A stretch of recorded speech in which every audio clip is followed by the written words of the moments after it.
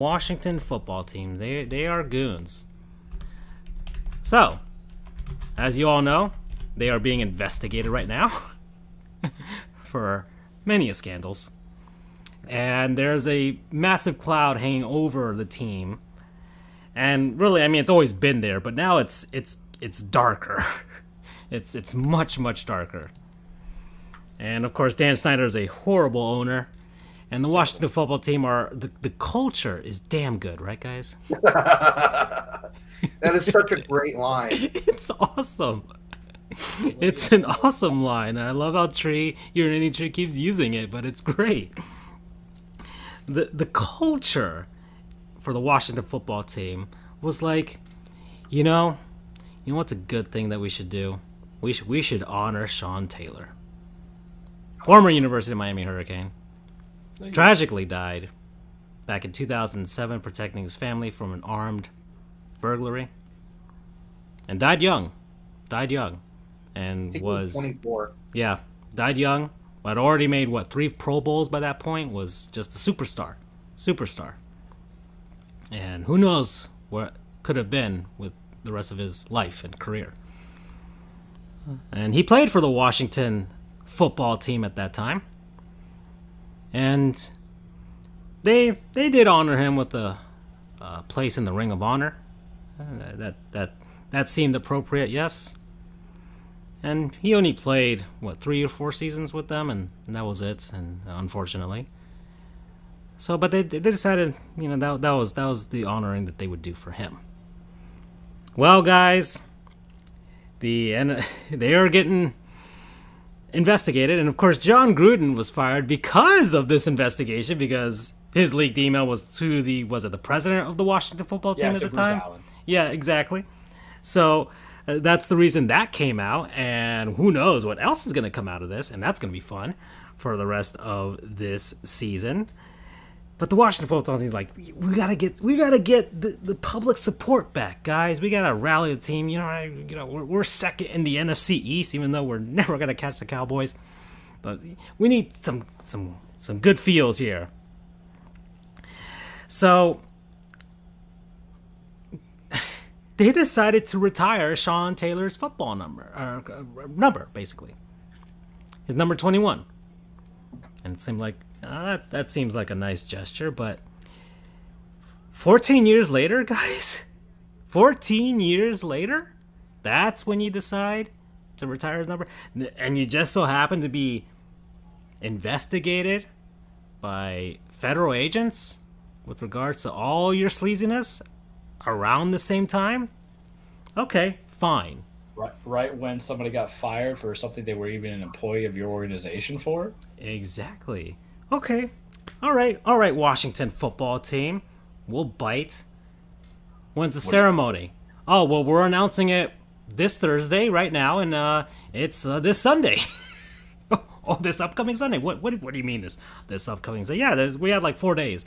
Oh, you've got this all planned out, didn't you? Sure we do. Well, the Washington football team had this ceremony, and it was as hastily put together as you could imagine.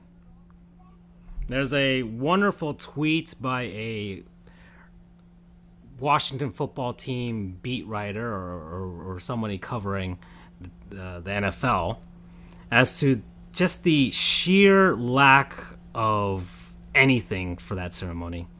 They did bring his family, but Sean Taylor's brother didn't even know about this happening at all. And the team president right now said, oh, we've had this plan for months. We had this plan before the season even started. Oh, I saw this move. And you're like, no, guys, there's no way you guys had this planned before this started. And there's no damn way you had this planned before it started, because you would have told people about this. You would have planned it out and told them about this, so you could get as much of his family there, so you get as much of because it was alumni weekend celebration too, right? So you could get as much of the alumni, at least that played with him or played with him at the University of Miami, to be there to honor his memory and retire his number. You would have planned all of that Washington football team, but you didn't. You put it together as quickly as possible, and you're like, you had to pick something out there. And one of the very few things people remember about you guys lately, I mean, because you guys haven't won a Super Bowl since, what, 1990 or whatever? I'm not even sure, 92, 93 or whatever.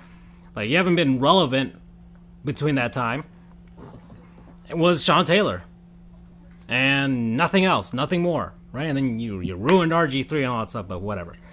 So, like, they put it together. They named the street in front. This one gets me. This part right here gets me. They named the streets in front of the stadium, passing through Sean Taylor Road or whatever.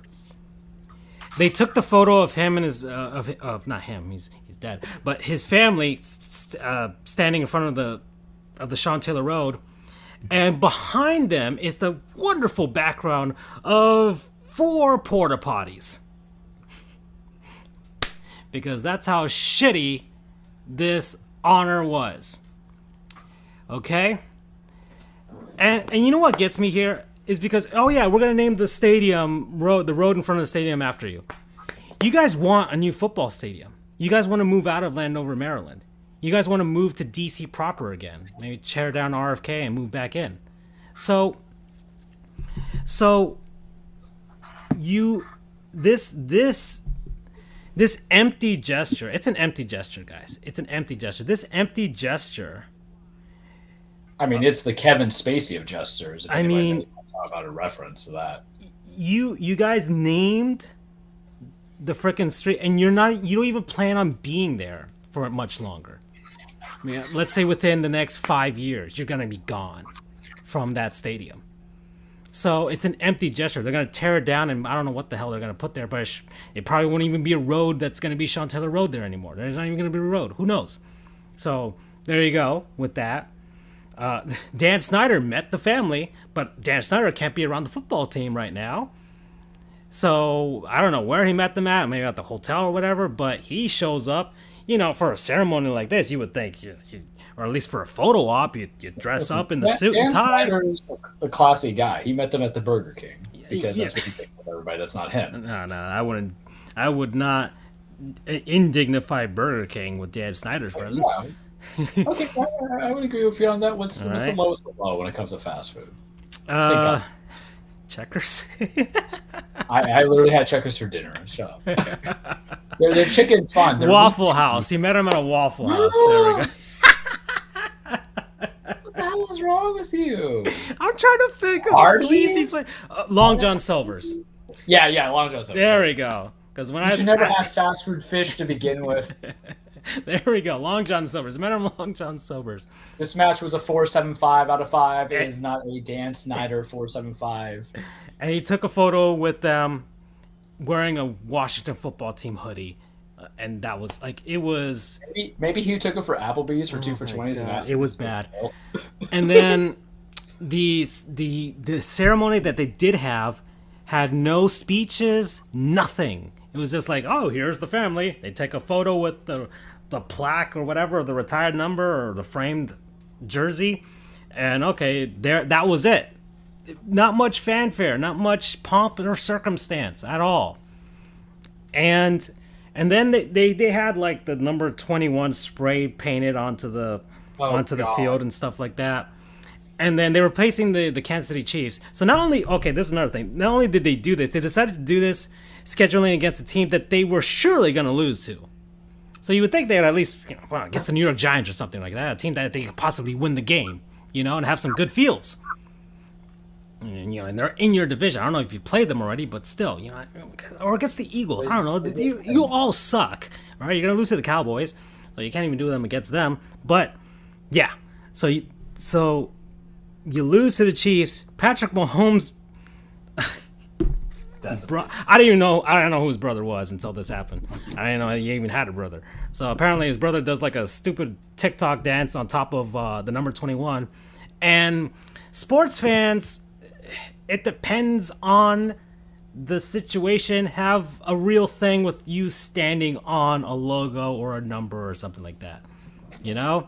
It means something, you know. That's why you and Terrell Owens, you know, did this thing on the Star in Dallas, you know, was a big thing, right? Or hockey players, they don't want to stand like if the logo's, you know, printed on the floor of their locker room, they don't ever step on the logo, you know, like that type of stuff. So he just happened to be on the logo. He does like an L, by the way, while he's doing this TikTok thing, and it made a big thing. I don't want to make too much of it. You know, he's inconsequential to all of this, but it's because the VIP section was just happened to be there, so nobody thought, oh, let's just spray paint this thing someplace else or move the VIP section someplace else. There was no thought, no plans, and the Washington football team can go fuck themselves. Hey, that happened in South Park, by the way. Snyder can. In addition. Yeah. So there you go. They're goons for that.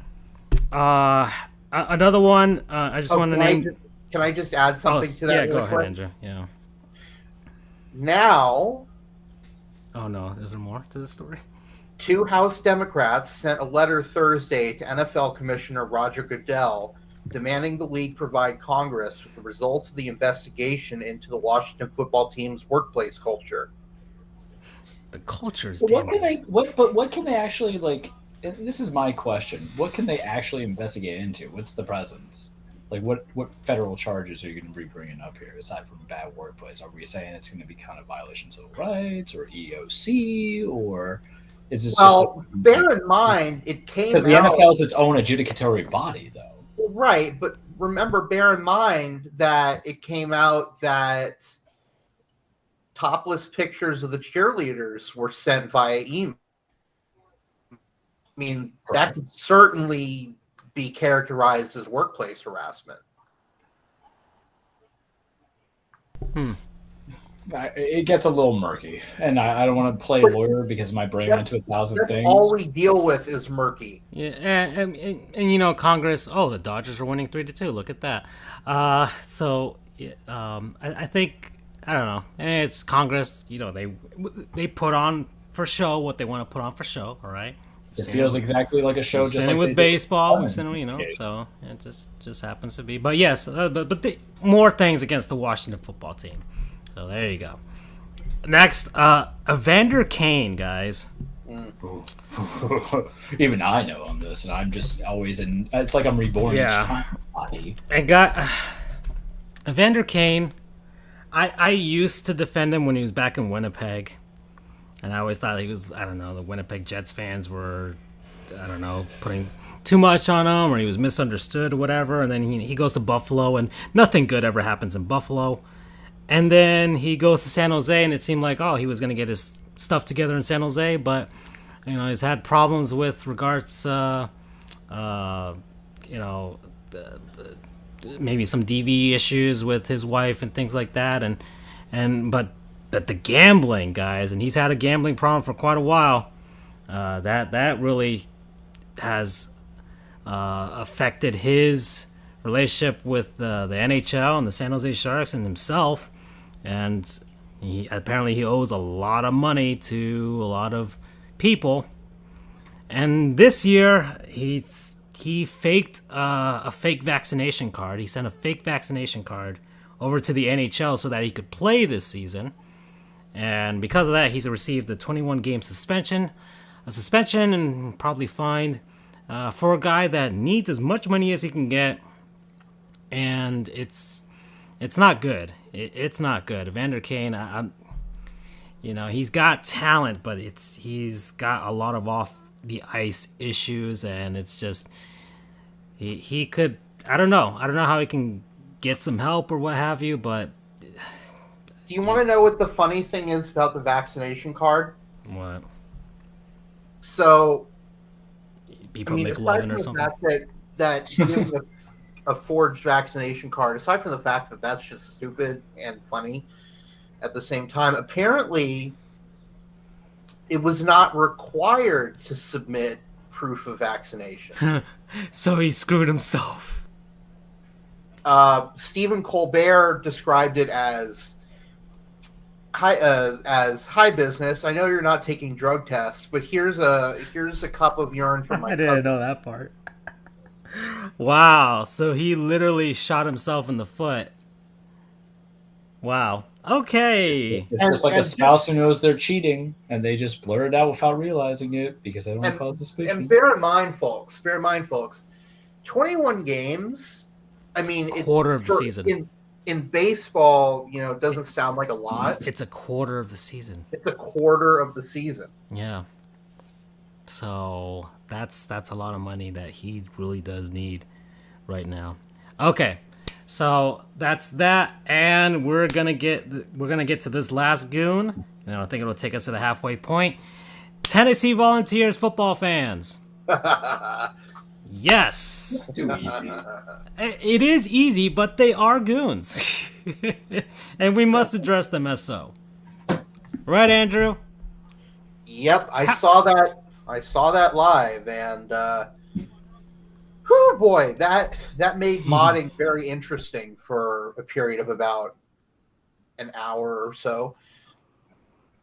So, Since college football is my yeah. purview, and since I saw it live, I'd like to take it away. Yeah, let me just set the stage. Right. So the Tennessee Volunteers are playing in Knoxville, Tennessee. Actually, I have to ask one of my best friend from FSU. He's a cop in Knoxville, and he works the games. I have to ask him if he worked that game, because that'd be interesting insight that I could get for that if he was there. But, anyways, they're playing Ole Miss Rebels, right? And the head coach of Ole Miss just so happens to be a certain Lane Kiffin, who apparently is up for any job in both college football and the NFL for some reason. I'm not sure why, but okay. I think because his dad was somebody. I don't even know who his dad was. And yeah. That was Monty Kiffin, former famous defensive coordinator for the Tampa 2 defense. There you go. There we go. Anyways, so they're playing the Vols in Knoxville, and certain things happen, Andrew, and some of it involves mustard, one of my favorite condiments, but sure. Well, you set the stage. I'm going to... And I will put them on subs if I feel like it. I'm going to further set the stage There's here. nothing wrong with mustard on subs. Who has with a problem mayonnaise with that? and ketchup? I mean, listen, you dip it. Another day, another time. I gotta let Andrew breathe. Sorry. So, I know you've already set the stage, but I need to further set the stage. Because the whole saying about, it was a powder keg, I need to explain what was the gunpowder, and then what was the spark or the flame that set it off. So there is a trend in college football. It's no one's hiding it. It's no surprise. But since college football runs a lot of up-tempo offense where it's no huddle, defensive players get a bit tired because they don't have the chance to sub out if the offense doesn't sub out. So a lot of teams, what they'll do is they'll tell their defensive players to fake a cramp, to just randomly lobstering. Right? What? Lobstering, right? Is that what they call it? I don't remember. Yeah, because that was like what the Canes fans were blaming FIU for doing, right? During when FIU, Yep. Yeah. Mm-hmm. Yeah. Lobstering, whatever. I think that was what they call it. Anyways. So that is, I mean, everyone hates it except the people that use it, obviously. But it's a part of the game now, and unfortunately, it's a part of the game that can't really go away because it's not like you have an X-ray machine on the field to see whether the guy's faking it or not.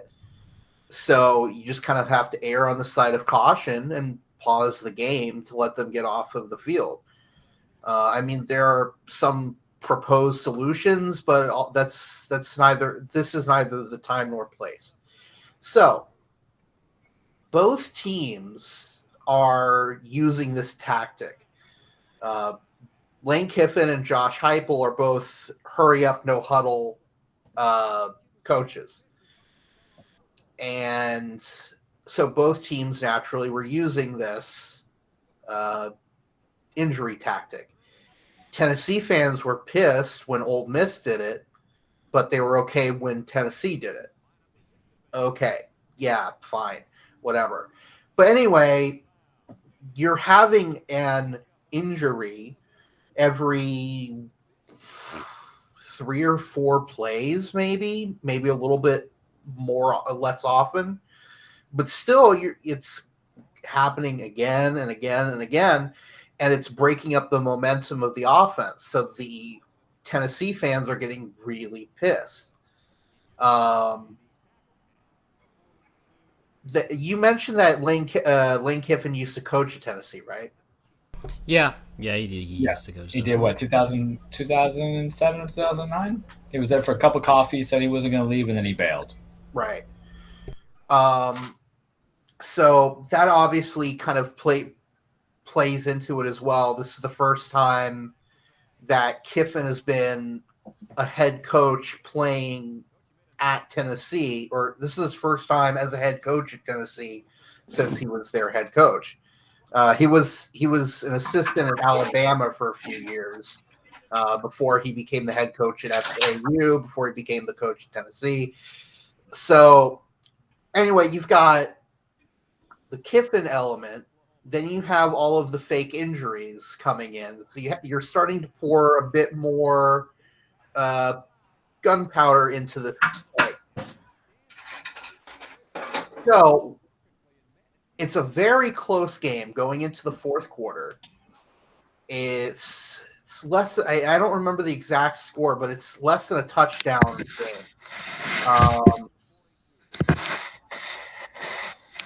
Tennessee has the ball. They have a long 4th and 24 to convert in order to keep the ball, keep the drive going. They get 23 and a half yards on the play. But naturally, Tennessee fans thought that he got the first down. When the play went to review, they found it was correct. He did go 23 and a half yards. He was close, but no cigar. Tennessee fans didn't like that decision. And there's your spark. When the referee came over the PA and said that the call stands, immediately you start having, boos, but then you get water bottles, food, trash are being thrown.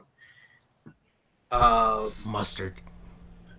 And that's the crazy one, is someone threw a mustard bottle onto the field. I think it was Heinz. And then someone threw and hit Lane Kiffin, threw at Lane Kiffin and hit him in the right elbow a golf ball. Yep. I mean, yellow golf Lane ball. not deserve it, though? We look at him. Not with a golf ball. Oh, I'm talking about the mustard. I'm not advocating golf ball. Well, if they sprayed them, spraying the mustard, I think that would have been whatever. But throwing the mustard, that's just wasting good mustard. This is true. Well, they think he has sausage fingers. A friend of mine, I asked a friend of mine while this was going on, I said, who brings a mustard bottle to a football game? And they explained, and this is quite clever, they said that it's potentially a way for someone to sneak booze into the stadium.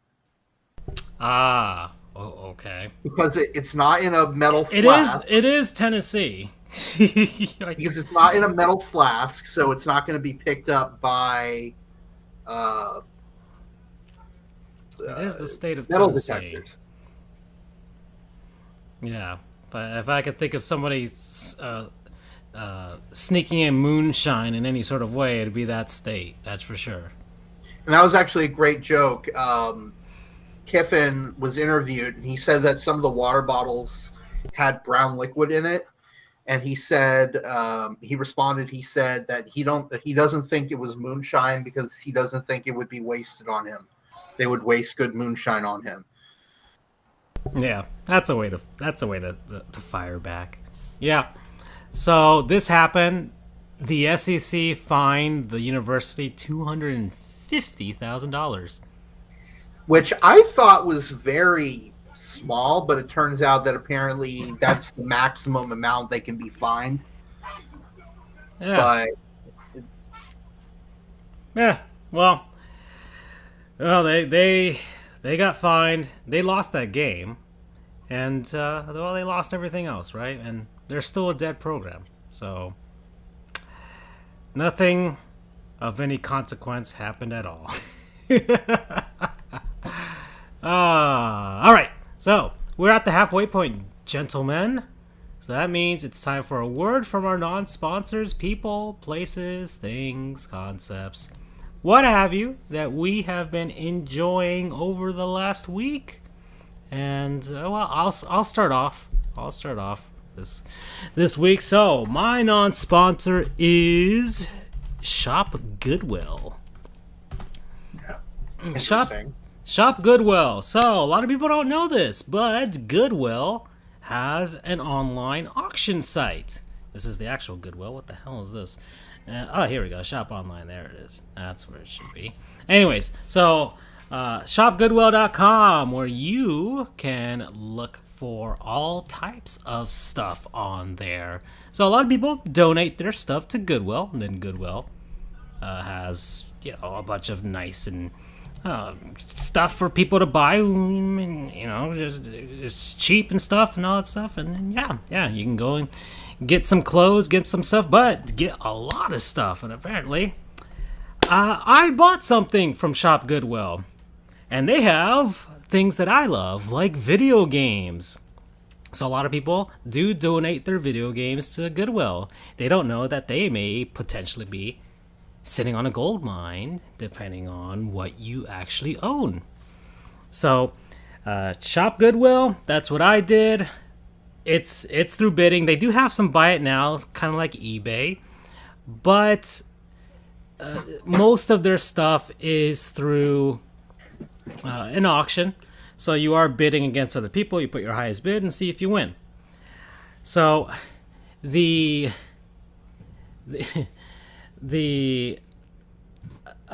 I got this time was a PlayStation 3. So I got a PlayStation 3 because I needed to complete the collection of consoles and stuff from 2007.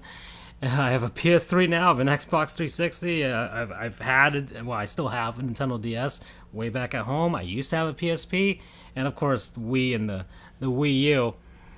But of course the Wii didn't come out. But the button of video games. Yeah, I'm going back in time in some sort of way, but yeah, I haven't really I didn't really enjoy much from that generation that wasn't on the Wii or the DS.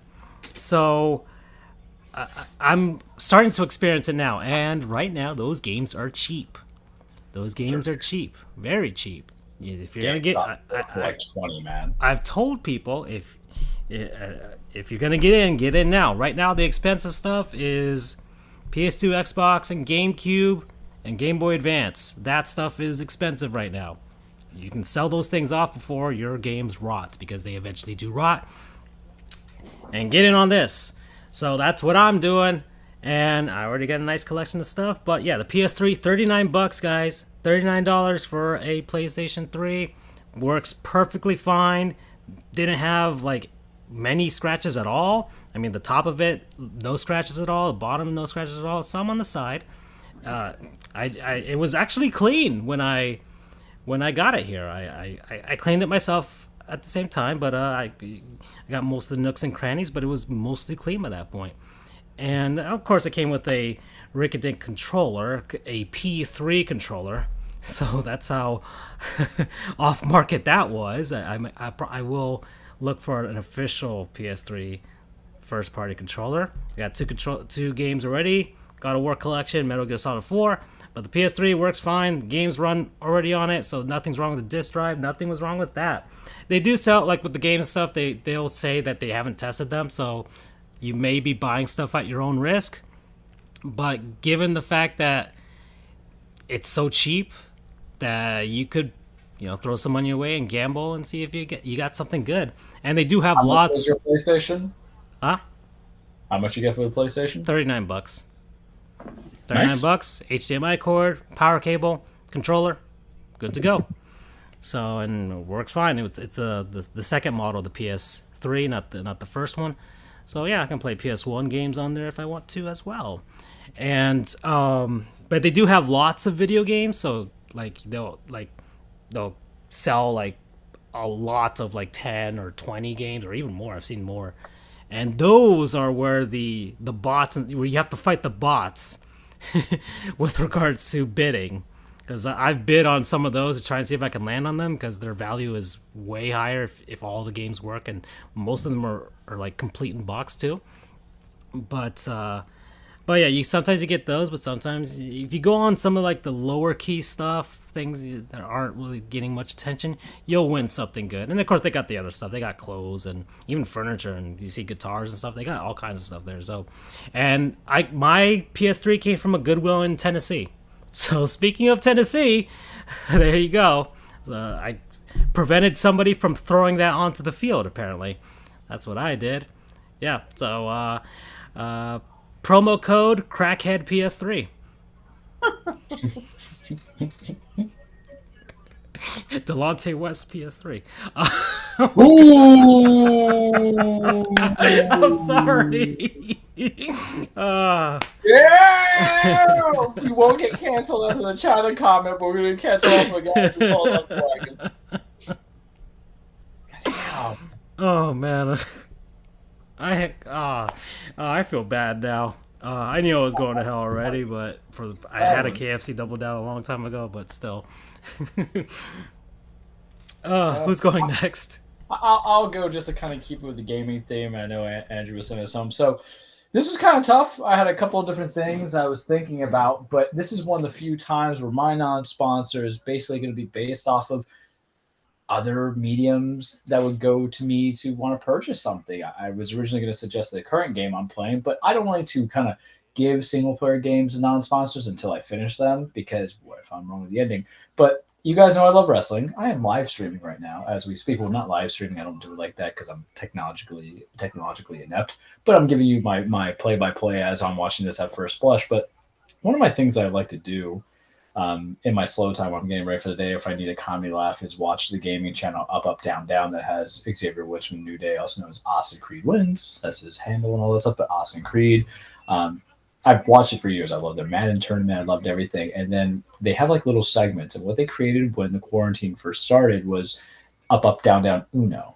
The party, as they say. And it had him, Cesaro, Tyler Breeze, and Adam Cole, Bebe, who is now left. Very sad thing. Tyler Breeze, he was let go of his contract. Very sad. But one of the things they would do is kind of play Uno with each other, going from there to do with the social distancing and just seeing their reactions. And everybody loves Uno. I love Uno in person, just like giving the cards, and then you have the house rules and stuff like that. But being able to observe your favorite wrestlers play it, seeing their laughs, is kind of a connection. And then I told myself, man, maybe I'll buy this when I get a chance. And what do I see on the PSN network last week was Ubisoft's Uno for PlayStation 4. Play on your PlayStation 5, you have one just like me, or you can get it anywhere on any of the consoles for 4 whole smack rolls, with the Ultimate Edition being $8. Ultimate Edition including Uno, the theme cards. They have rabbits, they have Phoenix, they have, or not Phoenix, but Immortals, all this other stuff. And they also have Ultimate Edition, which includes Uno Flip. So Flip is like the new modern take on it.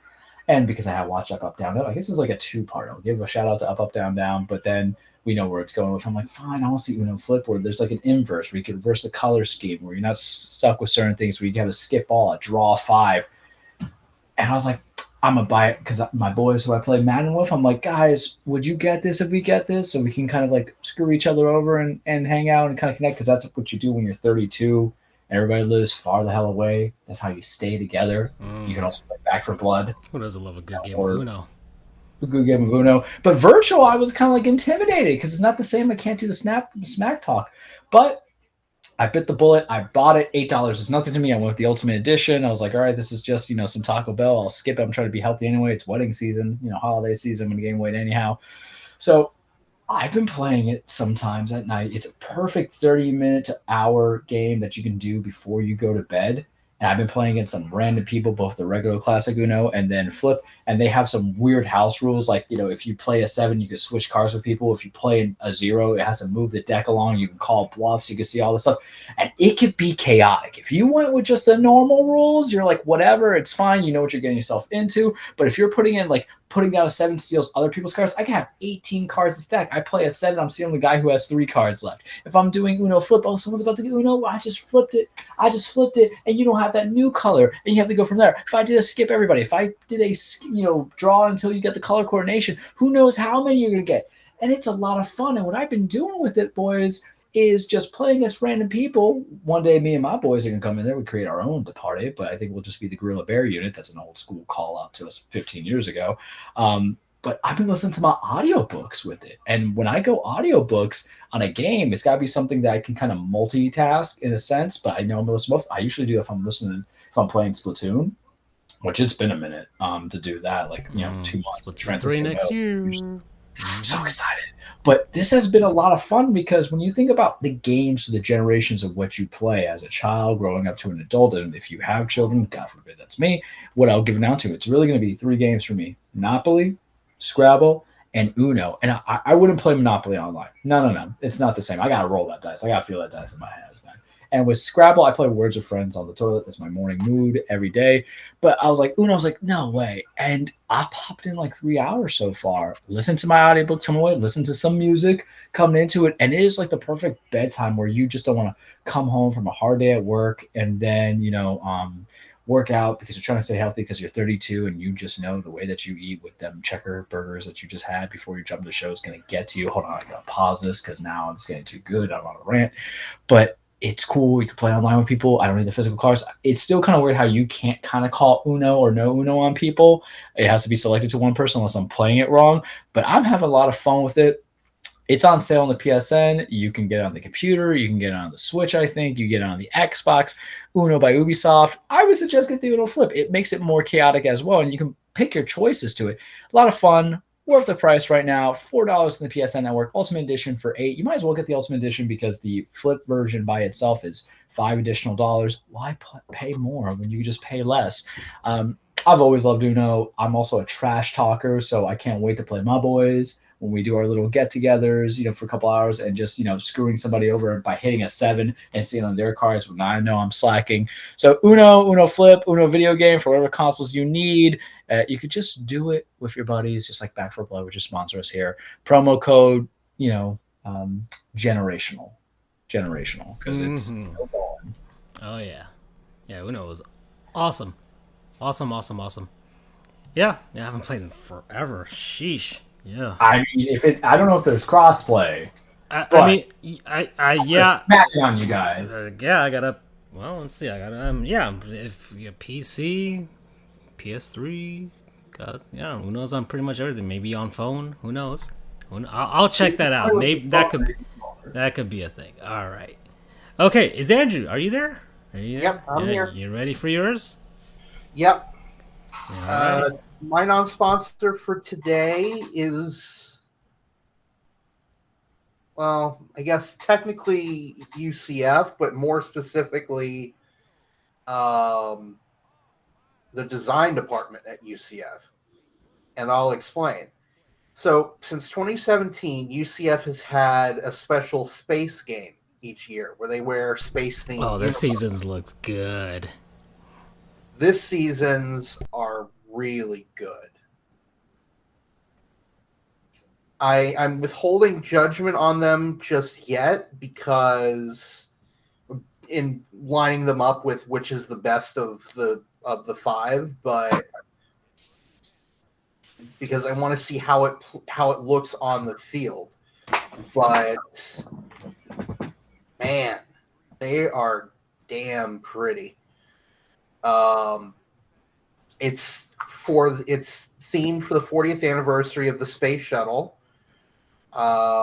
Each of the numbers has little squares on it that are supposed to look like the heating panels on the underside of the space shuttle to The very precious heating panels. Very precious heating panels. And I can't think of the actual name for it. I say heating panels, but really what they are is heat shields. There we go, heat shields. They're meant to protect the crew during reentry because it gets really hot when you're coming back into the atmosphere. So each of those numbers each of the numbers has a few squares on it that look like those heat shields, and man, Atlanta's blowing it. That's a general statement, but yes. Yeah. Okay. Anyway, so and they each. Speaking of blowing it, Charles, that heat score. Sorry, Andrew. Oh, so good. Jimmy Butler could get something blown if he plays that way. Florida Panthers are getting a lot of love from me tonight too. 72 points at halftime. Jeez. Oh, so good. So each of the uniform numbers has squares that denotes each one of the space shuttle missions. Mm-hmm. They're really playing into the Citronaut theme, which is really cool. On the back helmet bumper, they have hold on, that's a base hit, so it's now 4-2 Los Angeles. Oh, God. I swear, if Atlanta blows this again... I love it. Oh, I am going to be all over it. Oh. Because I've been saying Dodgers are my World Series pick, so I need all to be right. The 28 to right. threes, all the strike shortened season Mickey Mouse Championship, all the failed NHL franchise, the Atlanta Hawks in general. That's all going to come out again. Sorry, where was I? Yes. They have on the back helmet bumper, they reference the Challenger and Columbia shuttles that disintegrated and exploded. Yes.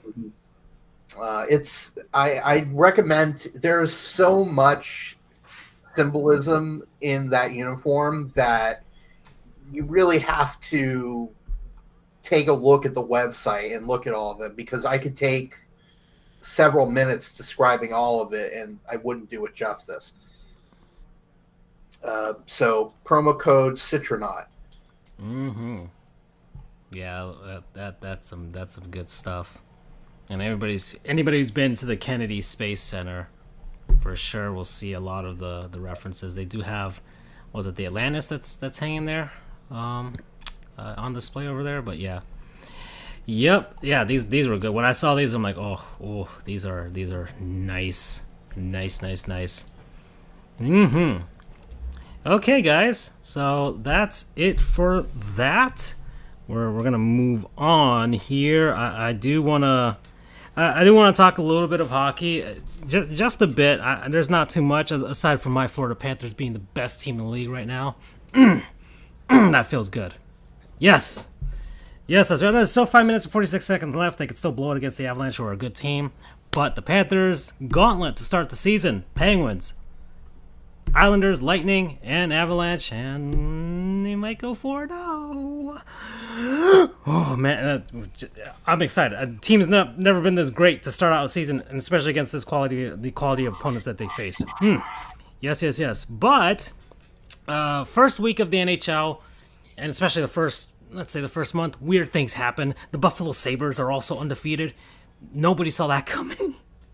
So, and the opponents that they faced were like, I think, the Vancouver Canucks and maybe the Detroit Red Wings. I'm not sure. They're just teams that are expected to just not be good this season. So that's gone down. Penguins are leading their division right now. Them ahead of the Flyers and the Caps. Okay, Fine, those are teams we kind of see going there. Flyers trying to bounce back from a disappointing season last season.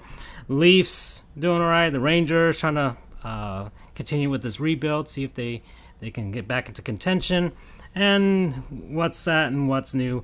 And the Montreal Canadiens, who are defending finalist for the Stanley Cup, I guess that's what we're going to say for right now, have not won a game. And they are battered up and beaten and old. And likely last season was a Cinderella run that they wouldn't, given the circumstances of how the playoffs... It's okay to say the F word.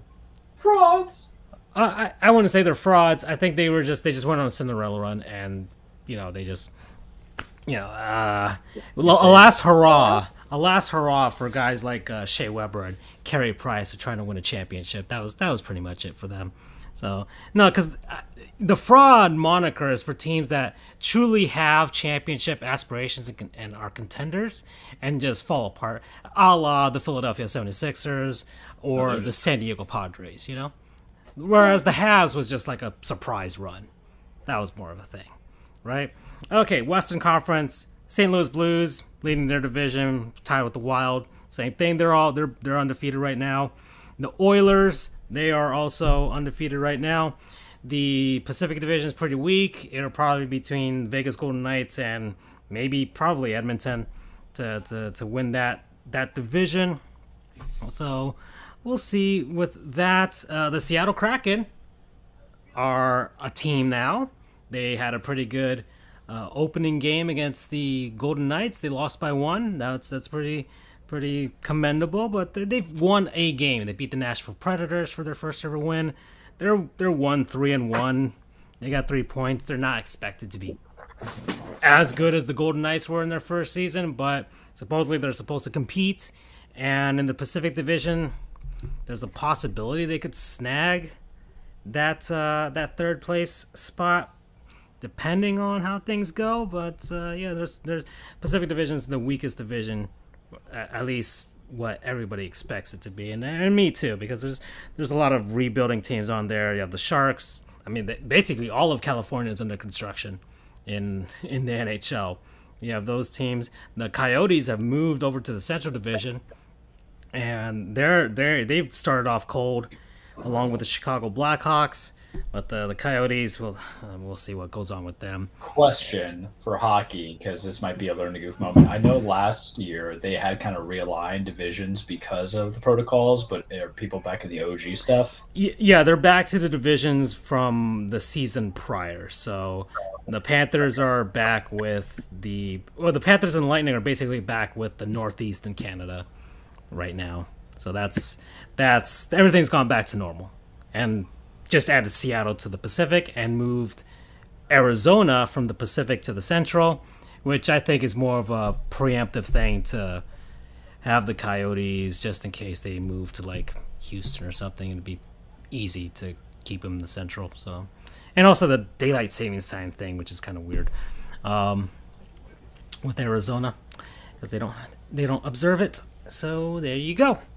All right, so that's the NHL. That's as much as I want to talk about. There's not really much aside from that with regards to stories and things. I mean, stuff has happened, but once again, first week, weird stuff happens. I don't expect the Sabres to be this good unless Terry Pegula made a deal with the devil, and if he did, that means the Bills are going to be epically screwed. And maybe that happened this week in the NFL. Maybe he already did that. Hey, I hope the Sabres do well. Or I'm going to have to take something from you, Mr. Pegula. Your precious Bills. But we'll get to that. All right, we'll get to that. Okay, so we are at an hour and 25 minutes. I want to know where you guys want to go. I need to step in here because I have a lot of news to cover in college football. Okay. Can you make it as concise as possible? That way we can get to the NFL. All right. And yeah, here we go. All right. So obviously we covered the big news of the Tennessee Ole Miss incident, but we have more conference realignment, gentlemen. The AAC one? Is that what we're talking about? Yeah. So as a quick rundown, the SEC took Oklahoma and Texas starting in probably 2025. as a response to that, took from the Big 12. As a response to that, the Big 12 took Cincinnati, Houston, and UCF from the American Athletic Conference, and BYU as an independent to make up those missing spaces and add 2 more teams. So the American Athletic Conference has now lost its 3 best teams. So they need to do something because they are now down to 8 teams. They need a minimum of 10. So they decide to not just fill those three gaps, but to expand even further. So as it was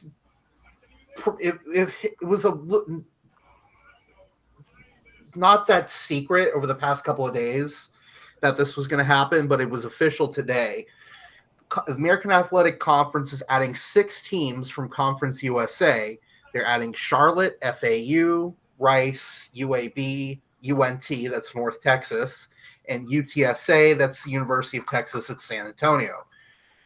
So that leaves the 14-team Conference US, and that they will be starting probably in 2023 in the new conference.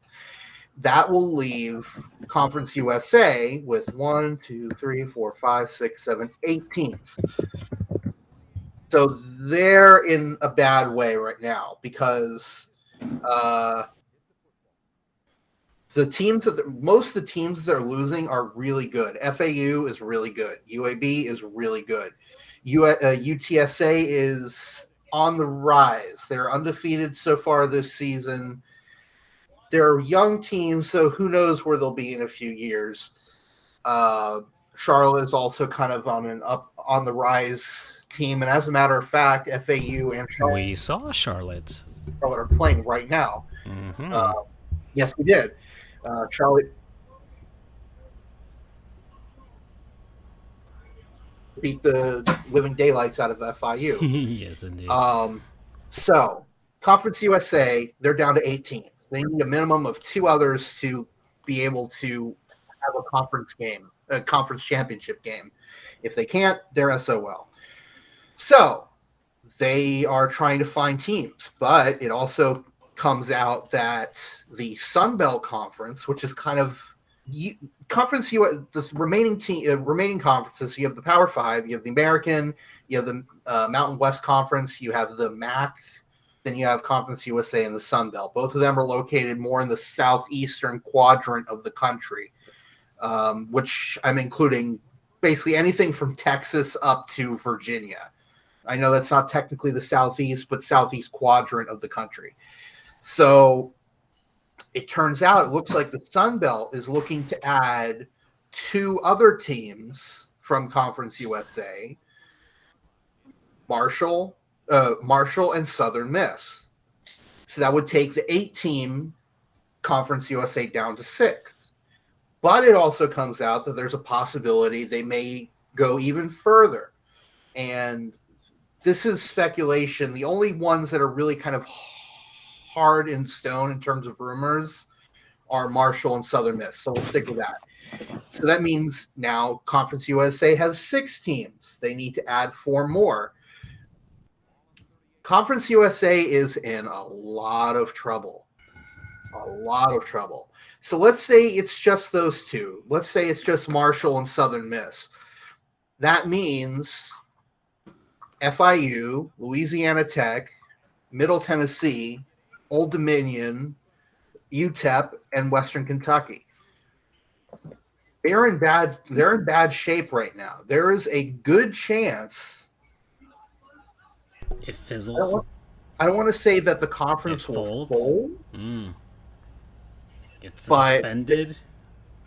They're going to have to do something and quick because, like I said, 10 teams is the bare minimum.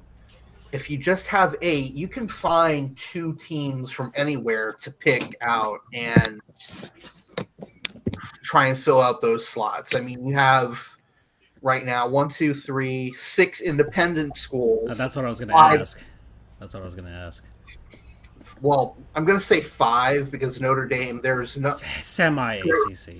There's a better chance that I will win the lottery three times in a row, then Notre Dame would join Conference USA. Mm-hmm. But so I'm going to leave them out of it. So the 5 actually kind of independent conference teams are Army, Liberty, New Mexico State, UConn, and UMass. I could see Liberty is UConn. the only one that is anywhere relatively close to the conference footprint of Conference USA because they're located in Virginia.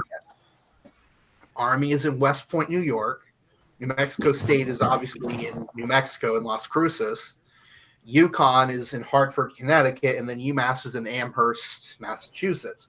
Those are nowhere anywhere close to Miami, Ruston, Louisiana, Murfreesboro, Tennessee, El Paso, and Good old Bowling El Paso. Green, Kentucky. So, well, actually, New Mexico State is kind of close to. El Paso's about, I would say, like a 4 or 5 hour drive from Albuquerque. I don't know where New Mexico State is, but that's where Albuquerque is. So there you go. So you have 8 teams there. You need to find 2 more. There's a possibility you might add James Madison University, possibly Jacksonville State, which is based out of Alabama. So that would get you back to 10.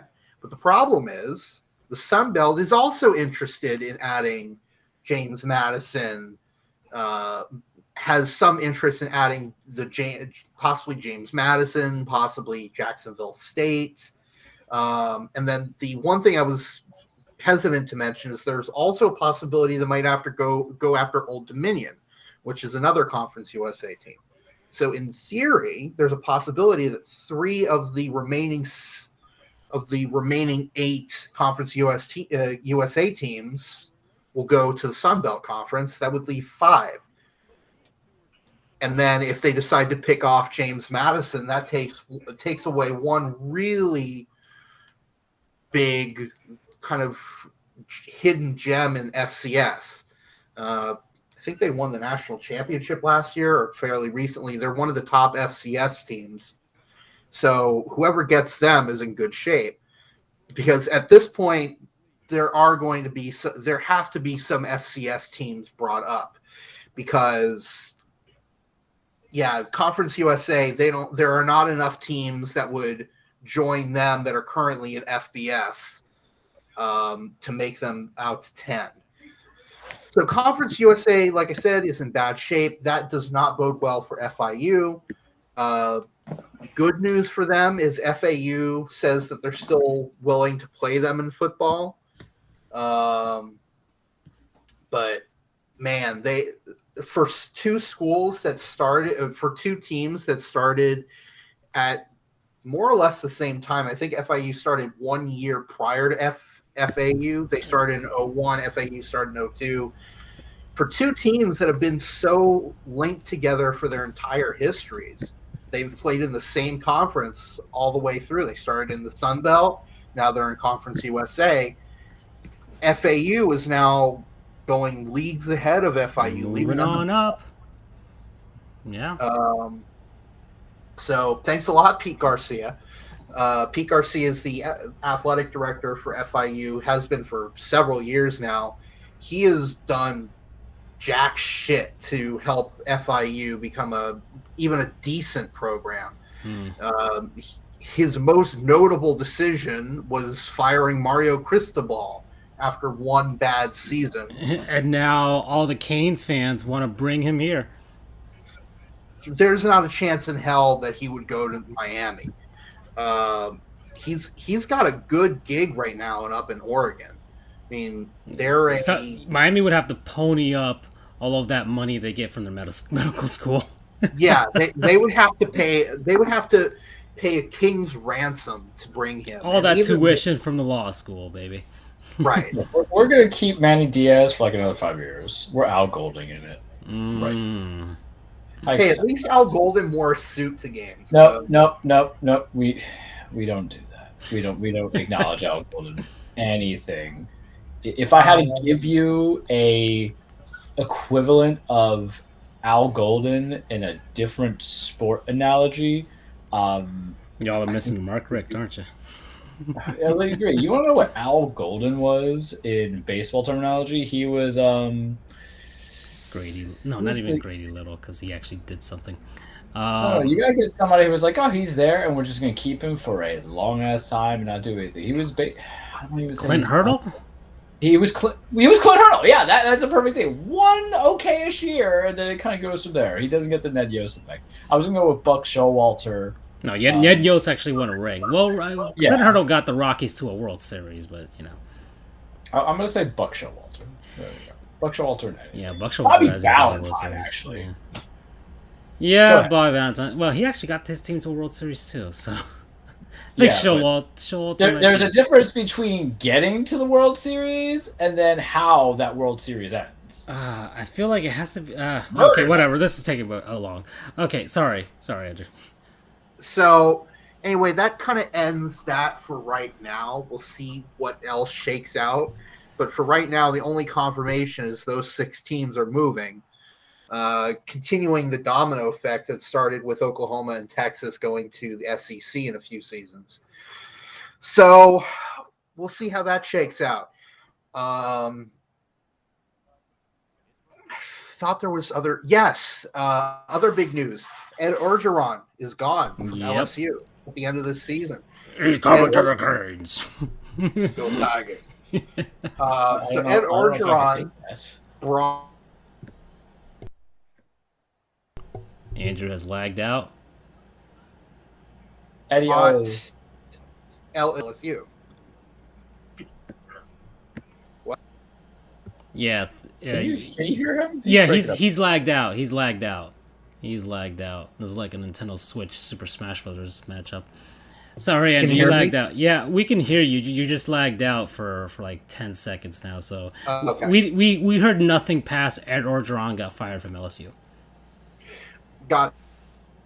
He's actually still technically the head coach through the end of the season. Yeah, well, But he's gone. He's been he's gone. He's gone at the end of the season.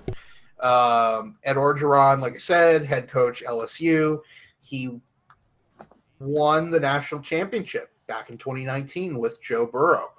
A lot of people think that it wasn't so much Ed Orgeron. It was Ed Orgeron was in the right place at the right time because I mean everything's gone downhill from here. It was kind of a one fluke season where LSU the stars aligned. That's what a lot of people are thinking. So at Orgeron, that's also coupled with some of his off-field behavior recently. He's been seen hitting on women, even though no, he's not married anymore. He recently got divorced. But he was Okay. happily married until they got divorced shortly after the national championship. Some people are speculating that maybe he was become too full of himself and his wife wasn't having it. We'll never know. Obviously, that's just all speculation from sports writers' articles. I thought it was more about the sexual harassment claims by players. But so he's gone. So after he was divorced, he was seen hitting on women, including one of them was the wife of one of the board of trustees for LSU or someone high up in the administration. So that's not a good look. It's just all gone downhill from there. And then Sorry, Andrew. And then also add in the fact that supposedly he knew about sexual assault cases that were happening with the team that happened, and it's just a mess. It would take a while to go on and discuss all of it, but so he's gone. He's getting a big payout. Speaking of coaches being fired, and I actually am going to be discussing this in a sports bar episode. I'll probably shoot it tomorrow. I just lost the last couple of days. But Nick Rolovich, who's the head football coach for Washington State, he and 4 assistants are gone. They're fired for cause. because they did not get the virus vaccine. Oh, perfect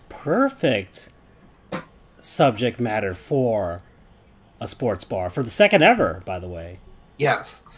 And then add to it the fact that he's filing a lawsuit now. So there's a ton of juicy information that can be discussed here. So anyway, Nick Rolovich, he apparently applied for a so I'll just do a quick background. Back in August, the governor issued a proclamation, which is essentially the equivalent of an executive order, saying that any state employees, and that includes people employed by private and public universities, had to be fully vaccinated by this past Monday, the 18th. Fully vaccinated. And that means, according to the proclamation, 2 weeks removed from either the second dose of one of the 2-dose regimens or 2 weeks removed from the one and only dose from the single dose regimen. One of those. So I calculated out, or I'll skip that. I'll go into more depth in the sports bar episode. But he applied for, there are some religious exemptions that were allowed. Rolovich applied for it, was denied. He did not obviously get vaccinated in time, so he's gone. He says that they were vindictive in firing him and they had a grudge against him. I don't know how that's going to play out. But that's the other big news, that Rolovich is gone for that reason, which, come on, man. His salary is $3 million a year. And he had another, I think, 3 or 4 years left on his contract. So dude's given up a hefty chunk of change because he wouldn't get a vaccine. And he wasn't even the coach that long for a lot of money. He was a coach for a few years at Hawaii, where he was only making $500,000 a year, and then just the 2 seasons at Washington State at $3 million a year. So, in the grand scheme of head coaches, he really did not get a lot of money. So hopefully he has a good CPA, good investment banker, because I don't think he's going to be coaching anytime soon. Well. And then last but not least, I'll do a quick rundown of our beloved college football teams, and then we will move on. UCF, we are 3-3, 1-2 in conference. Our last game was a to-be-expected blowout at the hands of number 3 Cincinnati. My Cincinnati Bearcats. In hindsight, I really should not have told you to root for Cincinnati. Anyone but a conference rival. Yeah, man. Yeah. Pick Purdue. Purdue upset number 2 Iowa this past week. Trash. And their mascot, or they have a train. They have a train. Yeah, but man, I mean, look, I've been a Bearcats fan for forever, man. Okay, I've been a Bearcats fan since the founding of the University of Cincinnati back in 1819. That's how long I've been a Bearcats fan, my good man. Okay, Juncta Juvent Alta Petite, right? That's our school motto. I have a question for you then, Mr. Bearcats fan. Only a true Bearcats fan, or someone who's somewhat of a knowledgeable person of college football know the answer to this. Why are they called the Bearcats? That is a very good question, and I, as a Bearcats fan who knows the fight song, which is named Cheer Cincinnati, and our colors are red and black, know why. It is because back in 1914, they were facing off against the University of Kentucky Wildcats, and one of the key players in the birth of the Bearcat was a star named UC player named Bear, a creative cheerleader and a talented cartoonist. During the second half of that hard-fought football game, Norman Pat Lyon, building on the efforts of fullback Leonard K. Teddy Bear, created the chant, "They may be Wildcats, but we have a Bearcat on our side." So there you go. right? Well, And that obviously we have a major UC fan in the house that bit here. of University of Cincinnati trivia that was totally off the top of my head was brought to you by Back for Blood, which has the same color scheme as the Cincinnati Bearcats. So there you what I go. will say to that is you've at least proven to be a better bandwagoning fan than a certain man who supported the Tampa Bay Buccaneers. So Oh gosh. we'll go from there. Oh boy. Well, Listen, Andrew's not like, even that big of an NFL fan. So But but that's the thing. Like, you immerse yourself into it. I get Andrew's point of view. You're really just being like, sycophantic at that point. At least be like him or I were like, we just don't like our team. Let's root for this team because there's always a secondary team. But this man, guys, I've been so beaten down by the horrendous who football. even lives in Cincinnati? White people and crackheads? Like, come on, man. Nick Castellanos, man, you don't want to anger that man. He's actually gonna opt out, so your precious Yankees might want him. Don't anger the man. He brings about doom and Nick chaos. Castellanos. So when we find out that Aaron Boone has also sent out hateful emails, he's gonna get a 4-0 bomb for us. You gotta replace Joey Gallo because he sucks. Don't even. I still okay. Sorry. All right, Andrew. Yeah. Bobby Lashley, Bearcats are the best team, so we all know this. Go University of Cincinnati. Just where their university is. Hold on, let me look on Google Maps. They are located at. No, go ahead. Sorry, FSU didn't play, so there we go. So we can get that out of the way. I respect your dedication to that bit. Props to that. Where is the University of? I'm gonna look just on my own. You keep going. Okay, so UCF, we're playing tomorrow. It's the space game. We are playing Memphis. Starting at 7 p.m. to be broadcast on ESPN2. Moving on to the next school, which is waiting for my computer to load, Florida State. As Francisco mentioned, I believe they had their bye week this week. Yes, they did. So, homecoming is coming up this Saturday. They are playing UMass. You guys picked the perfect team to play for homecoming because there is no way you can lose. We lost to an FCS school already, so I do not believe starting that trash quarterback Mackenzie Milton, so they should have a chance to win. Oh no, Charles! Francisco, in fairness, I mean, it's not as bad as what I said about Delonte West, though. Francisco, in fairness, Jacksonville State is actually a better team than UMass. Wow, and I'm being dead serious there. Okay, well, all right, so. I am being honest. But why speak to me about this Florida State when I am clearly a Bearcats fan? They their address is 2600 Clifton Avenue. So, good old Clifton building. Well, I'll tell you this, and this is actually off the cuff. UCF's address is 4000 Central Florida Boulevard, Orlando, Florida 32825. Even though they say they're located in Orlando, they are actually technically in unincorporated Orange County. We are right next to the county border with Seminole County. So much so that there's a running gag that whenever a player hits a home run, the baseball stadium's on the north side of campus, right next to the county border.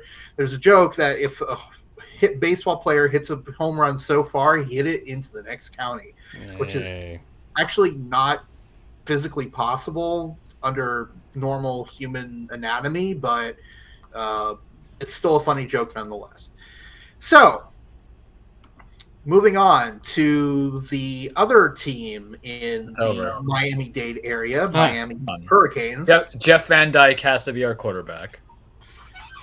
Your last game was a loss to North Carolina. Made the man cry. Stadium in Chapel Hill. Your next game is against the number 18 NC State Wolfpack. That is here in Miami. Man's going to cry some more. Miami Gardens, actually. Oh, by the way, the Florida State game is on the ACC Network starting at 12 p.m. Listen, there's only one Wolfpack team that I acknowledge, and that's the NWO Wolfpack. Because if you ain't NWO, you ain't nothing. Although, fun Red and fact, black. there are two wolf packs in FBS football. One of them is Wolf Space Pack, 2 words. That's the University of Nevada, Reno. And then you have one word, Wolf Pack, which is NC State. So, number 18, NC State, starting at 7:30 on ESPN2 on Saturday. That is taking place at the stadium formerly known as Joe Robbie Pro Player Dolphins Stadium, Landshark Stadium, Dolphin Stadium, New Miami Stadium. Did I say Sun Life? Yes. All right. Sun Life Let's go. Let's go. We're at 1 hour 51. Sorry, I have fun with that. Last but not least, FIU. We know this one. They had a bye week. The last game was a loss to Charlotte. They are now playing on Saturday, which is homecoming. They're playing the Western Kentucky Hilltoppers starting at 7 p.m. on ESPN+. That should be an interesting matchup that FIU will probably lose. And that kind of covers a lot of college football for this past week or so. All right. You guys, I got to interject. So this match starts. Before the bell rings, Bobby Lashley goes into his pants and he brings out a steel chain, just straight up hit Goldberg. That is some Thug 101 stuff that I'm all about, because Bobby Lashley is the CEO of the Hurt Business, and right now, business is good. Okay. I'm going to do a score rundown before we move on to the NFL. We'll talk about that. Goldberg's already bleeding. Oh, boy. So, right now, NLCS, Atlanta losing 4-2 to the Dodgers. We're in the 6th inning. We'll see what happens there. Yeah. There's some college football happening tonight as well. That we're also competing against that. We're competing against everything tonight. But NHL, my beloved Florida Panthers, did seal the deal against the Avs 4-1. The Preds and the Rangers are 1-1 heading into the third. The Jets are up 3-1 against Anaheim, 3-1. Yep. The Canucks are beating the Blackhawks over in Chicago, 2-1. The Canes already beat the Habs 4-1. Sharks beat the Senators 2-1. The Caps beat the Devils 4-1. The Blue Jackets beat the Islanders in overtime 3-2, and the Flames shut out the Red Wings in Detroit 3-0. So there is that with regards to the hockey. In the NBA, our beloved Miami Heat are spanking the Milwaukee Bucks, the defending champion Milwaukee Bucks, 101-70. 101-70. They are searing that venison. By the way, I made venison chili the other day, guys. Oh, yummy, yummy, yummy. I was preparing for this matchup, by the way. So yeah, eat your venison tonight, Miami-Dade. Eat your venison tonight. All right. We loved you last season. We don't give a crap right now. We have short-term memory. The Hawks spanking the Mavs, 113-87, and the Warriors and LA Clippers are about to get started over in San Francisco. All right, and the lone NFL score that's happening tonight, we have the Cleveland Browns up 10-7 to the Broncos. They got a touchdown. So Miller got hurt in the game. Yeah. I was watching his knee collide with another guy and got like inward, and it looked very painful. Yeah, so 10-7 right now. We'll see what happens with that. And yeah. That's the full rundown, guys. That's the full rundown. So NFL. All right, guys. Woo! Look, I think we can all give a Henry Handy based on the T-shirt that he wore today. You know, his press conference. You know. May I take that reign? Yeah. Oh no, Charles. No, we got to build this up. We're not there yet. Because this is. I mean, you can't start off with someone doing a good Samaritan job like that. I just had to. That's a real MVP moment, by the way. That's a real MVP moment. But we're not there yet because we have to build up to it, Charles. We have to build up to it, right? Okay. So Thursday Night Football, Bucks beat the Eagles. You know, they got just enough. I saw some of that game. You know, Tom Brady having his way. You know, Jalen Hurts doing the best that he can with that Eagles squad. So there you go. We had already talked about the aforementioned Washington football team getting spanked by the Chiefs. That was 31-13. The Rams beating the Giants. The New York Giants are a bad team. They spanked them thoroughly, 38-11. Oh, there you go. The Colts, putting a hurting on the Houston Texans, 31-3. The fucking Dolphins, man. Okay, I accidentally skipped forward with regards to that, but the Miami Dolphins. I watched that game. Why would you subject yourself to? Because I needed a good laugh. Oh, it's tough man, being me, and I need to see a team that picked Tua Tagovailoa over Justin Herbert. I need to see the team who decided to pay Will Fuller a 1-year, $10 million contract to go from there. I need to see a team who just overpaid Xavier Howard again at a renegotiation, and then paid big money Byron. Oh, he just missed that. Just like the Miami Dolphins did free agency, and then how they just utilized Jalen Waddle just to catch the shortest of routes. Okay, I'm gonna try and get through this as quickly as possible because I always go through the text that me and Doug sent. Of course, this game happened in London, so we exported terrible football over to the British. But again, by the way, for the second Austin week in a Tea row. Party Part 2, baby. You ain't going to get the goods of real classic football games. Yeah. So Dolphins face the Jaguars in the semi-home game, and the Jaguars play over there. Oof. Doug did get up and watch that game. I could not care less, but he said that he couldn't leave the pain behind. And, of course, Charles had sent something. Look, the Dolphins, you know what? This is beautiful for me, by the way. I feel like I enjoy the Dolphins sucking more than succeeding. It's become that. I almost, in a sort of morbid type of way. But, yeah. Yeah, but I seem to enjoy it more because, guys, the Dolphins are tanking in the worst way. In a bad way. In the worst way, because they don't even have their first round pick this year. That belongs to the Philadelphia Eagles. I forgot about that. So, the Dolphins have an inadvertent tank, a tank that they did not suspect would be constructed. They expected to compete for at least a wild card spot this season. And a lot of people expected that from the Dolphins. And yet, here they are, one of the worst teams in the NFL, losing to a team that had lost previously 20 games in a row, the Jacksonville Jaguars. Urban Meyer, Mr. Grab Your... Urban. There you go. Losing to that man. Trevor Lawrence losing to that man, right? So the Dolphins have a tank that they cannot control. They have a tank that they cannot control. The tank came in, took over, and is running wild, and they don't know how to stop it. And they do not want this tank to happen because they get no benefit from this tank. It is beautiful in the most horrific way, and I'm all for it now. I want this to get worse. You just want the GM to get fired. That's what you're hoping. Right? Oh, of course. It's going to be Brian Flores. But there is no hope beyond that as well, because there's money tied to some contracts. There are guys that were drafted that are going to be stuck here, and nobody else wants them. So there you go.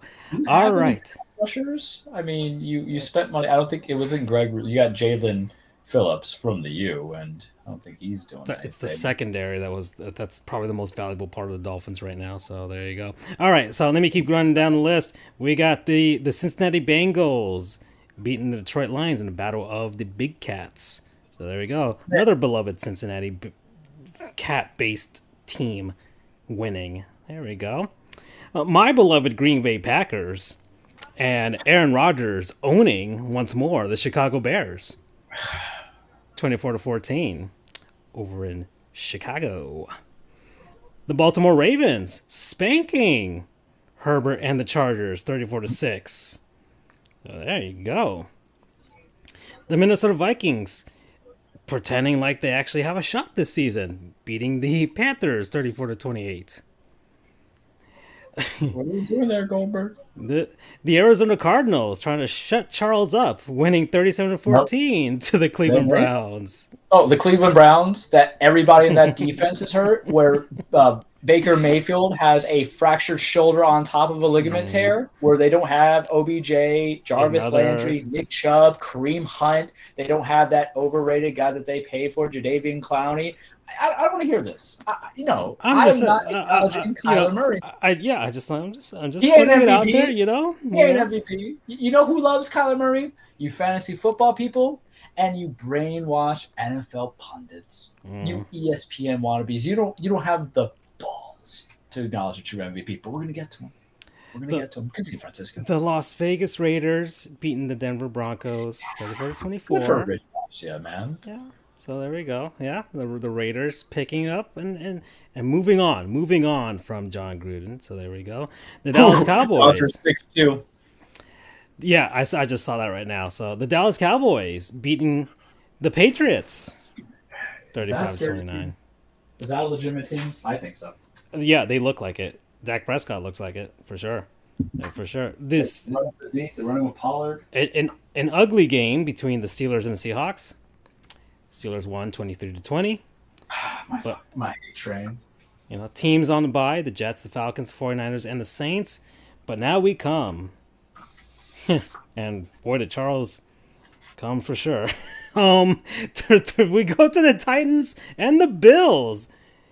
A game. Oh, this is one of those what urinating tree Andrew would call the greatest game, you know? This might be one of those that he could put together.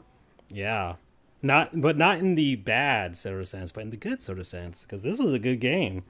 And well, Charles, go. You've been waiting. I watched all of it. I loved it. I talked to my paralegal about it the day of. I talked to you guys about the Bills, and what did I say? You look at these high scores. These high scores that they have, but who they blow out? A Texans team that had to start Davis Mills. Y'all know what his story is. You know what the story is of him. What else did they have to play? Washington? We've been ranking on them this whole entire episode. So what are they going to do? Oh, they beat Kansas. I watched that game. A lot of balls fell out of receivers' hands into the hands of opponents. Really wasn't Patrick Mahomes' thing, and that secondary is also bad. And we have a bad secondary. But here's the difference between Mike Vrabel and the other teams' coaches that had to play the Buffalo Bills. We strategize, man. We keep to it if it works. We know we got crappy players. I did not know we had like 13 players on IR. But life goes on. And we go to one person. You know, if you watch Dragon Ball Z, who beats all the bad guys? It ain't Vegeta. It ain't Krillin. Gohan comes in. We understand that, but we love us some Gohan. It ain't Tien Shinhan, but we love Tien Shinhan. It ain't Yamcha. It's Goku. How does Goku usually do it? He says, Kamehameha. Or he goes, puts his hands in the air like he don't care, gets a spirit bomb. You know who's channeling that spirit bomb? The energy of the crowd, because they were in Tennessee, and of his linemen, and of his team, Derrick Henry. Josh Allen, he got 3 touchdowns. Don't care. Emmanuel Sanders, get you up. Don't care. I'm Stephon Diggs. I'm going to go against these corners that suck. We don't care. We don't care about none of that. Because we were down. And we came back. And we went down again. And we came back. And we didn't play situational football. We didn't play a perfect game. You know what we played? A winning game. You know who did not play a winning game? Sean McDermott. You know who did not win a winning game? Who did not play a winning game? Josh Allen, the man who I told y'all when this whole season started, I'm like, I don't see it. Y'all just telling me that this team's supposed to be good, but everybody on that AFC East is bad. But you know who was good? You know who was great?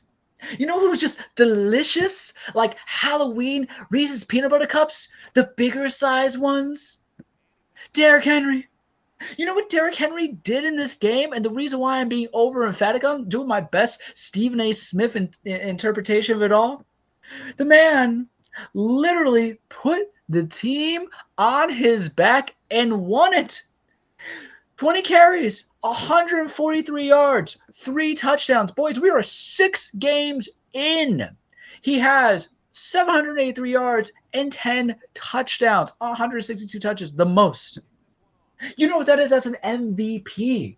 You know what that is? That's a winner. That's a man who doesn't care. King Derrick, my God, he's going to be my emperor soon. But yet Buffalo want to go for a 4th-and-1 because they believe in their quarterback. They believe in that team.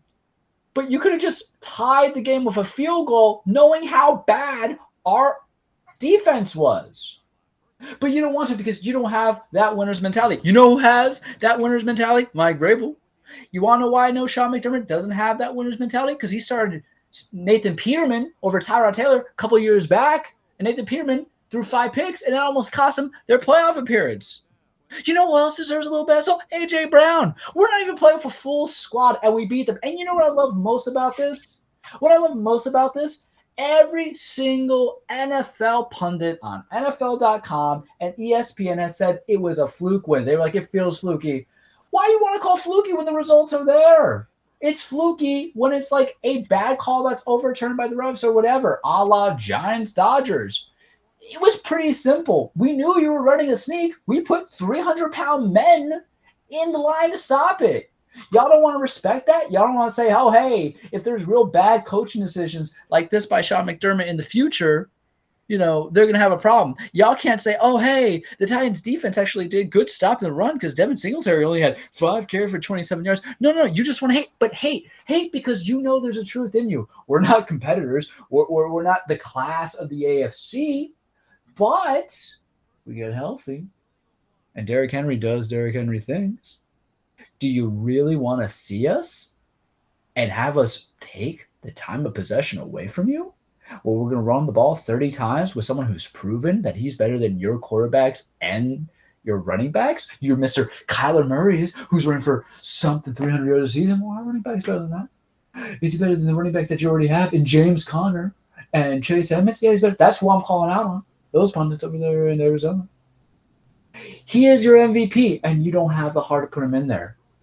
You know who mentioned him as being possible MVP candidate? Finally, Maurice Jones-Jr. on NFL.com.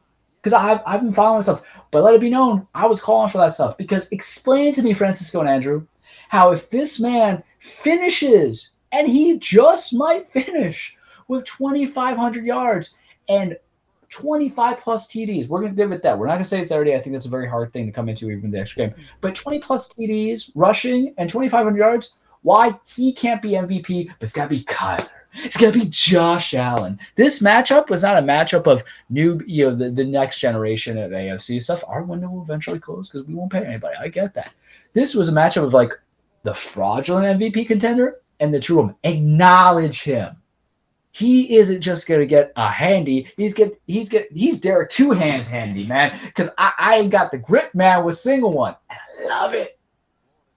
That's all I got for you. Okay. 34-31. Remember that. And also helps us because we're 4-2. So, I'll take it. Possible other AFC championship matchup again. That would be nice. That'd be nice and juicy. For sure. Okay. So, I guess the last thing. NBA started, but it just started this week. Okay, we had the initial games and stuff like that. There's not really much to say other than the Heat are spanking the Bucks. That's all. That's all we gotta say for now. Okay. And right. So we're at 2 hours and 9 minutes. Charles, you have a, I guess, more abbreviated cage. I guess I don't know. Okay, so I mentioned the Okada thing. I'm just gonna give my overview on Crown Jewelry quickly, and I'll just do my spiel. Welcome everybody to your weekly Truplex, The Cage with Charles. Remember, wrestling is not fake. It is scripted. It's a stage fight. It's about men and women chasing championships, establishing legacies, blood feuds, being a soap opera, all the drama going on. We are 2 hours into Crown Jewel watching. Obviously, we're not going to go to full 4 on the show. We could. That's fine. But we're not. People want to eat. People want to nap. People want to live their lives. Some impressions I want to talk about that I have seen. Andrew, you ready for the spoilers now? Yep. Seth and Edge, Hell in a Cell, fantastic. 4-7-5. There's a callback to Magnum TA and Tully Blanchard I Quit match where Seth tries to stab Edge's eye out with like a chair scaffold, and it's beautiful. Seth Rollins did a sunset flip bomb on a ladder, off a ladder onto a table that put Edge through the table. Edge is coming back from that triple fusion that stopped his career for 9 years. Good back and forth. There was move stealing. Man. I love move stealing in rivalry. This has been the best WWE rivalry for the year, in my opinion. It's going to be feud of the year. I don't think anything's going to be topping it. It ends with Edge. Oh, there was a part where Seth put a chain around his foot and then double kicked, super kicked Edge in the face. That sunset bomb I talked about, Seth went for the pin. Edge kicked out. There's a point where Edge pushed Seth off top of the rope to go into the steel cage or inside the hell, and then he fell on the table. Spots galore, well done. Felt old school with the new school in a gimmick match, and it ends with Edge at the end of the day. So Seth Rollins' finisher, Francisco and Andrew, is the curb stomp. Exactly as it sounds like. Edge wins using the curb stomp, Seth's own move on a chair. If Derrick Henry was happy with me and the result, I was happy with this result. It was so good. Mansoor versus Ali. That was a good match with a weird post-match ending. Ali won that one. In a quick match, probably could use 5 more minutes time. RK Bro versus Amos and AJ. Raw tag team title match. Kind of lost me a little bit. Kind of the same thing of how they had on SummerSlam and expanded on, but whatever. It's like a 3. Queen's Crown tournament. Zelina Vega is your first ever Queen's Crown champion. It's basically the female equivalent Queen of the Ring. I thought Dewdrop was going to win. It was a nice word. The match was actually good because Dewdrop is like, 5'7", 5'8", very buff, burly girl, very cool. I like her. She used to be Piper Niven. They renamed her because that's what Vince does, because I hate him. And then Zelina Vega, who's all of like 5 foot, maybe a $105, and she wins on a sunset flip bomb. And then we got into, I can't even look at the screen because if I get spoilers, right now we're halfway through Bobby Lashley and Goldberg and the no DQ, false on anywhere. It's been good because it's just meat slapping meat. And even though I like my flips and my spots and all that other stuff, my super kick parties, I see you Young Bucks, follow us on Twitter, FJOJR, Dan Frijoles, Charles the True, Sports Goofs. I still love some big, strong men beating the hell out of big, strong men. And that's what we're going to get at for the cage this week. And maybe we'll talk more about it next week. Maybe a regular time show. But that's all I got for you guys. Well, that was quick. All right. Okay, guys. So this is actually under the normal time that we finished up. Usually 2 hours and 20, 2 hours and 30 minutes. But we actually got this more concise. Maybe because we were starting late and we felt like we had to rush through it. But we got through everything. We talked about everything. We got through all of it, so I'm happy with that. Okay, so we'll see you guys next week. I would assume we might start with the same Tuesday start, but just at a later time. And also be on the lookout for the second ever entry in Andrew's Sports Bar. So we'll get that going. And see you guys next week. Bye-bye. Good night. Jimmy Butler getting Butler Besos. Oh, wait. Before we leave, I forgot. This thing was titled Jimmy Butler's pregame routine. We're going to say stuff about that. Oh, well. Next week. We'll do that next week. The one thing we could tell you is Jimmy Butler watches Harambe's murder to make sure the guy he's guarding don't slip on him. I love how loud that still gets me. Okay, I'm done. I'm out. Night.